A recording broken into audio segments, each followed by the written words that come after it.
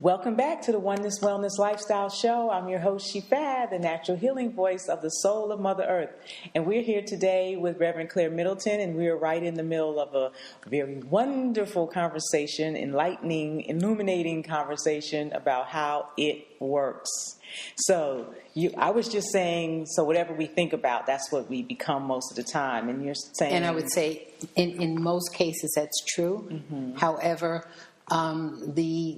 what you're believing is a major factor in what shows up in our lives. Okay. And a lot of times when people do prayer work, they may pray for something. They may even look at it. But there's something underlying that's deeper that says you can't have it. For example, if you grew up in the projects and never owned a home, and now you think that you want a home, there may be something within you that's stronger than what you're desiring that says you can't have that house. What's wrong with you? Your mother didn't have one. Your daddy didn't have one. Your grandparents didn't have one. What's wrong with you? And we don't always hear it, but it's alive and well in us. So a lot of times when we pray for something and it doesn't show up, we say God didn't want us to have it or the devil. Okay. And it's none of those things. So we go to blame. Mm-hmm. It's really us. It's what are we thinking and believing for ourselves. And one of the things that I love about our teaching is that we teach people how to pray. You know, a lot of times you go to church and people say, go pray, honey. Mm-hmm. But they didn't tell you how to pray. Right. And so one of the things that we bring to the table is a process for prayer. Mm-hmm. And I like to play with things. I'm a scientist, and I like to test things and see if something is going to work. So one of the things that I have done is gone in where Dr. Holmes had very powerful prayer, and I have kind of tweaked it a little bit. Okay. And so part of what we do in our prayer work is address the concepts that we may or may not know about that are operating in opposition to where we want to go. Unconsciously. We don't always know what's going on in us, and it's interesting. We carry ancestors' thoughts. We carry the thoughts from personal experiences.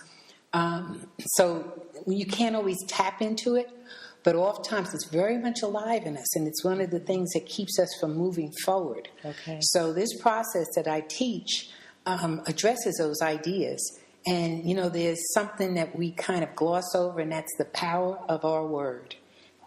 Yes. When you recognize how powerful your word is, you know, God is interesting in that. Because the more you believe in God, the more you practice those kind of things, the more powerful you become. Mm-hmm. There's something here that says, it's done unto you as you believe. If you believe you're powerful, you're powerful. If you don't believe you're powerful, because you don't believe it, you're not. Mm-hmm. And it's real interesting. Yes. And the bottom line here is that God has left us to discover ourselves. Beautiful. So when we're doing affirmations, and this is because of what you just said. So our affirmations build us up. We get in the mirror and we say, I am. So I said, I am the perfect health of God. I am the perfect health of God. So as we're doing those affirmations, that's very powerful for us. But when we get up in the morning, sometimes we meet the day with what the bills are, what so-and-so said yesterday, what the media said, and then that's what we are we intake that, and we add that to the process of our belief system. And so affirmations are very powerful because they chip away at the less than. And the more we chip away, the more we begin to say it, we start believing it. Yes. You know, we had a discussion in my class yesterday. Do you see it first or do you believe it first? And part of it is I believe you need to see it first.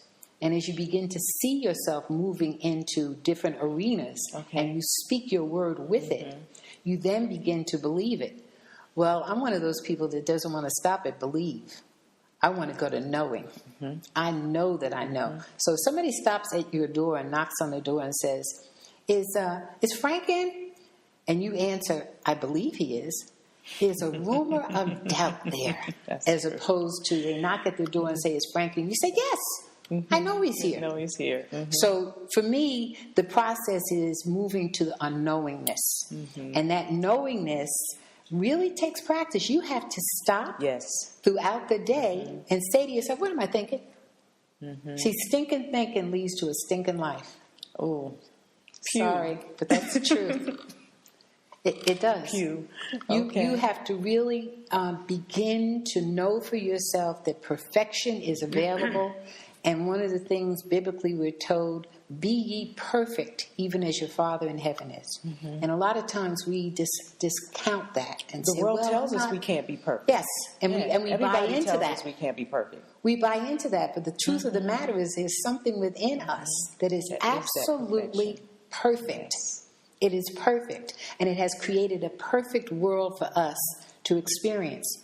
And so part of our job is to look at perfection, to expect perfection, to speak perfection, Yes. and to begin to move as if perfection were in our lives and not accept anything less.